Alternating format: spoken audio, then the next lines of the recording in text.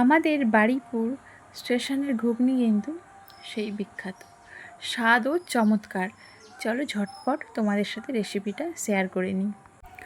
আমি মটরটা সকাল থেকে ভিজিয়ে রেখেছিলাম এবং ভেজানো মটরে আলু, টমেটো, একটু নুন, হলুদ এবং কাশ্মীরি লঙ্কার গুঁড়ো দিয়ে প্রেসারে সিটি মেরে নেব এবং একটা স্পেশাল মশলা তৈরি করব। এতে আছে শুকনো লঙ্কা, গোটা জিরে, গোলমরিচ ও গোটা ধনে। এটা পেস্ট করে নেব। তারপরে প্রেসারের ঢাকনাটা খুলে আলুটা বের করে একটু ম্যাশ করে নেব এবং টমেটোর খোসাটা ছাড়িয়ে নেব। আলুগুলো ম্যাশ করে নেব অন্য একটা জায়গায়। তারপরে ম্যাশ করা আলুটা প্রেসারের মধ্যে দিয়ে দেব।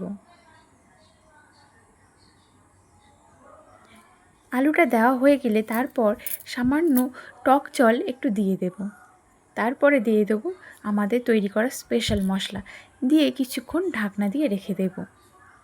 10-15 মিনিট রাখার পরে আমরা এটাকে গরম গরম সার্ভ করব এবং তাতে একটু কাঁচা পেঁয়াজ এবং লঙ্কা, একটু লেবুও তোমরা দিতে পারো, ধনেপাতাও দিতে পারো, সেটা একান্তই অপশনাল। একবার জাস্ট ট্রাই করে দেখো, দারুণ।